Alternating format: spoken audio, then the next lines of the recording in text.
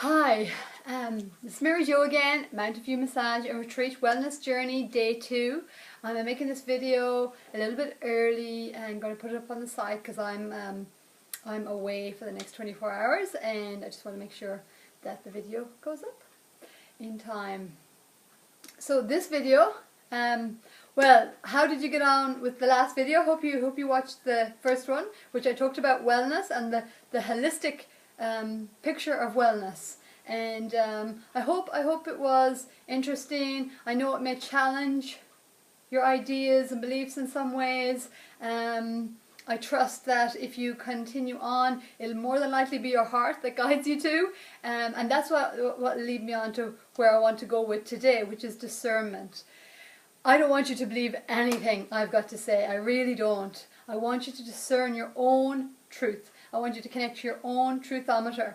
And again, as we progress with the practice and what I share, it is cultivating your own truthometer, your own inner wisdom, your own inner guidance. Anything I share, because I'm so passionate about self-empowerment, I've had to learn how to empower myself. I've had to learn all this stuff so that I can teach it, so that I can share it in my authenticity. So getting back, so anything I share, I will be pointing the arrow back to your own self-empowerment, your own connection, because the thing is, no matter what happens in the world, no matter what happens in our life, or the challenges, no matter what happens, if we can have our own sense of direction, sense of guidance, sense of self, sense of innate wisdom and connection to a higher guidance, if you like, but a sense of guidance, then, you know, no matter what happens, we'll have a trust and a faith, a true faith, a trust and a faith in life, in life being for us, in life supporting us, in life there to help us grow and to evolve and to uplift and enhance and whatever else, even if it's not always looks pretty or it's challenging, but to actually find the gift, so that have that faith that all is well and that it's on my side, the world is on my side, and that is huge. That is a huge relief. It's when we carry that orientation within ourselves, we naturally come out of stress. We naturally take it day by day. So, you know, we'll talk a lot about coming into the present moment, because this is the power moment, is now the present moment. And if and we have been in the past very orientated to our life mentally, intellectually, which is fine. However, what can happen is it can take us either into the past, and we're thinking about things that we did or we should have did, or what I said to that person, or maybe I should have did this different, and self-doubt and criticizing and all these, judgment or whatever. Or it takes us into the future and we start to worry about what's coming. What if I can't cope? What if I don't understand what's coming? And that starts connecting to fear and worry and anxiety. So that's why it's so important to come back and be centered within self, centered in this today, centered in this moment, and centered in our body, feeling grounded and connected and breathing. Take a breath with that. Let's all take a breath. Opening the lungs. Again, opening the lungs. So as the abdominals draw back, again, opening the lungs, allowing the breath in, and just notice how that feels, just to even take 3 deep breaths. So anytime, as I speak, or you start to get a bit heady and a bit anxious, or a bit, you feel that in your body, then just take 3 deep breaths. It relaxes the nervous system, calms the mind, centers the self again, heart-centered, in self, core self. So, discernment. So discerning your own truth. So your truth may not be someone else's truth. Someone else's truth may not be your truth.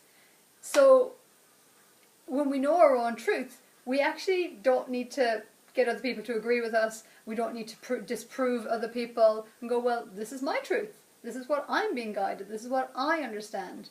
So everything I will be sharing will be pointing you back to your own truth, your own discernment. But I just want to make it really clear right now that that is what this is about. That is what wellness and well-being and self-confidence and self-direction is all about, is being able to connect into your own wisdom and truth and guidance. So truthometer, solar plexus, that's our truthometer place, or gut feeling if you prefer.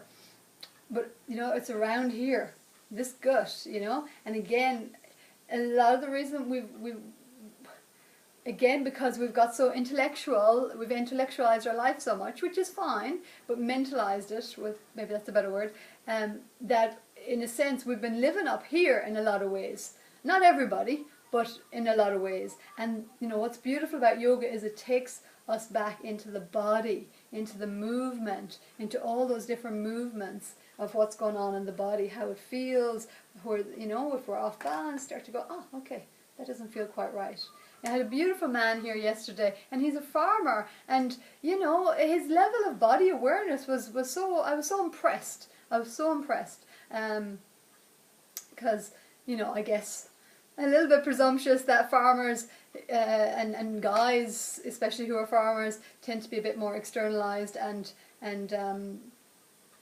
have a different orientation. But he does his exercise and just such a deep appreciation and gratitude for life. He really loves what he's doing, and he knows that he takes care of his body and does some stuff that it releases the tension. And it was really beautiful for me to have that conversation with him and just be witness to how deeply aware he was of his body, and yeah, if things were a bit off, he had a good awareness about it. And he gets regular massages, and I'm sure that helps as well, because getting massaged a lot, anything to do with the body, you start to get more attuned to how things feel. Because of course, if you don't get massaged, or you don't do yoga, you don't move, and you're just sitting in a desk all day, you kind of disconnect from the messages of your body, and you don't realize how much tension you're carrying, you know. And then something happens, and you end up with some illness or anxiety or whatever it is,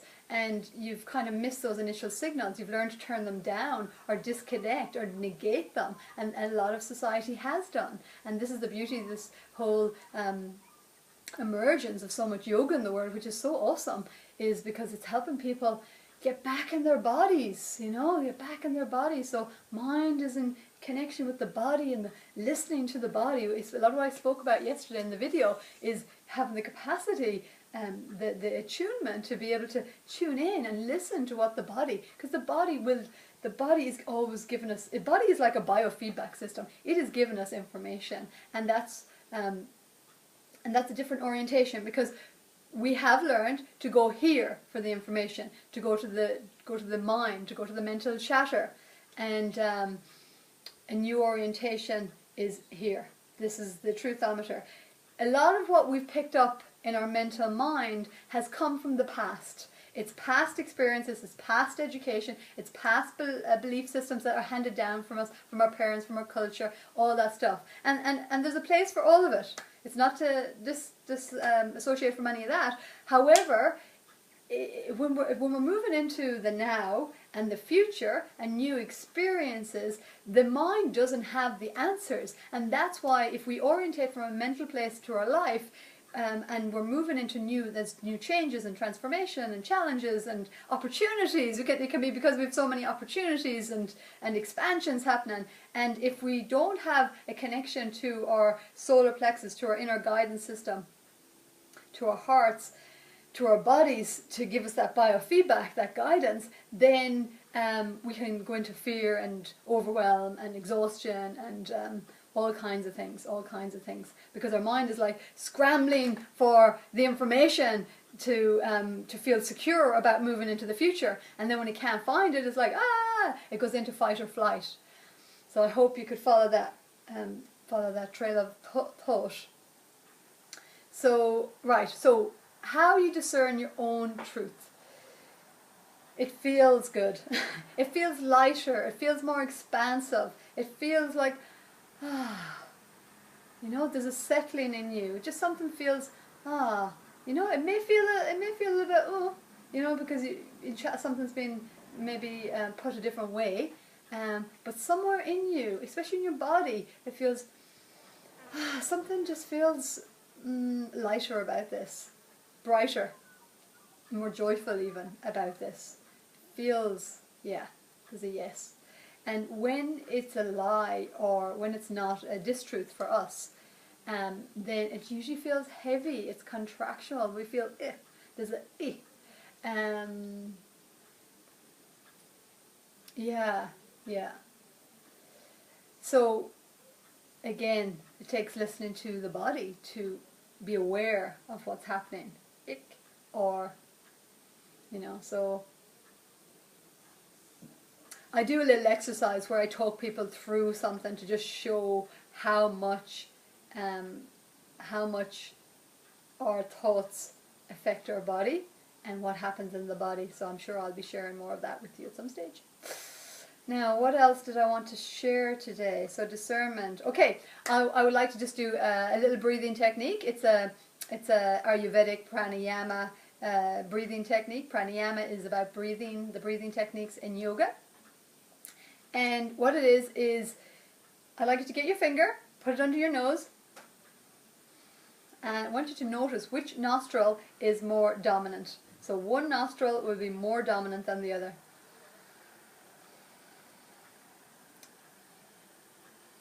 Okay, so at the moment mine is the right side. However, I got up out of bed this morning and feeling a bit tired, and it was the left side. And what the left side means, it's more connected to going inside, more tired,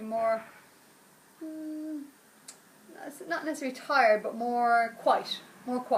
The right nostril, we want the right nostril activated when we're eating food, digesting, when we're kind of more externalized in the world, when we have to do things. Usually the right would be more fired up, and that's really good. So the right is more externalized, and the left is more to calm, to soothe, to relax. So there's a whole yoga science around this understanding the breath. So for example, when you're going to sleep, and if you do this and you notice that your right nostril is really dominant, then to help calm your nervous system and become more calmer and relaxed to sleep, you just close your right nostril and breathe in and out through your left, and that will turn on the more drawing inwards and quietening down for sleep, and calming and soothing the nervous system. If you get out of bed in the morning, or you need to get really energized and active in the day, and you notice your left nostril is a strong one, then you just close your left nostril and start to breathe in and out through your right. And you may feel like it feels a bit blocked to begin with, but if you just do it and keep going with it,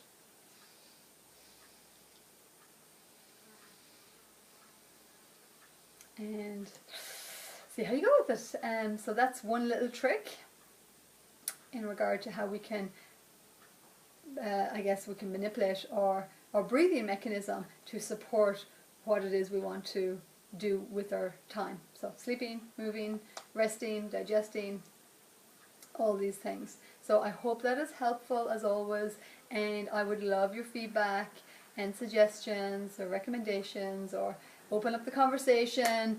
I know, I'm aware that I may be bringing up new ideas and new ways of looking at things, and that's my job. That's my job to do that. But ultimately, I've learned to trust the process, and I hope you can too. That it will, if it's not really clear, that it'll come more and more clear as we go through these 21 days. And by the time you come out the other end, that you will really have a firm understanding and grasp of everything that I share, in a much deeper and your own unique way, through your own unique understanding and wisdom.